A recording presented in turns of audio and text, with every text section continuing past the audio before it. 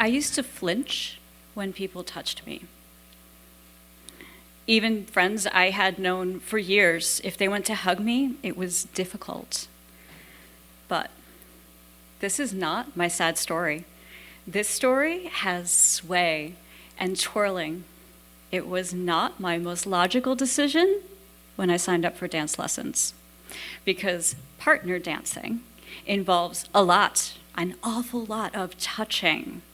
Someone takes your hand, they touch your back, they stand close, very close sometimes.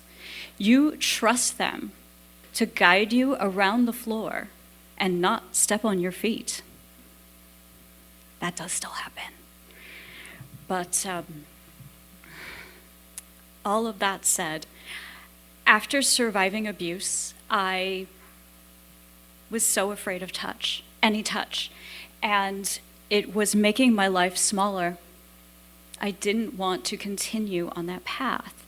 So I started dancing. The funny thing is, dancing had always been part of my life. Previous to that in life, I had been a professional dancer. I had studied many kinds of dance. And going into that classroom the first day, I was terrified. Thankfully, my first partner was my teacher, a sweet woman named Randy. Some of you might actually know Randy. So Randy never pushed me. She never rushed me. She understood that I was learning more than left, right, step together. She was teaching me that someone could take my hand and nothing bad would happen. At first, I only danced with her. That was it. That was my limit. Eventually, little by little, I started dancing with other classmates, and then the men. Nobody in that room knew what a big deal it was for me to take that step. And the poor first man I danced with, his name was Chris. He showed up from work in his scrubs, and he probably needed medical attention by the time I was done. I had a death grip on his shoulder. And probably by the end of it, he felt like he had been dragging a paperweight around the dance floor. But I was dancing. Randy gradually added me into the rotation of dancers.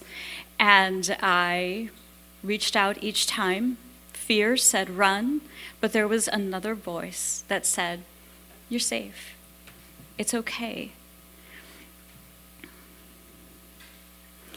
And over time, things in my outside life beyond the dance studio started changing too. Those handshakes that I dreaded, they weren't so bad anymore. I didn't go stiff when one of my friends reached for me. In fact, there was a day when one of my girlfriends went to hug me, and I hugged her back without thinking about it.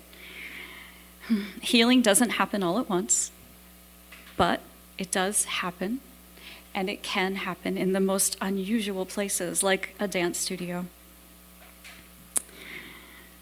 So gradually, I started enjoying so much more about the classes. I was much less worried and much more excited to go. And I started smiling more. Sometimes it's because I got it right. Other times it was because I got it spectacularly wrong. Yeah. Once I decided to do a very enthusiastic fancy arm move, and I clocked my classmate Damien right in the face. Yeah. It turns out those boundaries, they go both ways. Yeah. But, I learned that dances always begin with an invitation. They have boundaries. You stay in your dance space, and they end with letting go. So it kept working on and on from there. Finally, Randy says to me one day, I think that you're ready for a public social dance.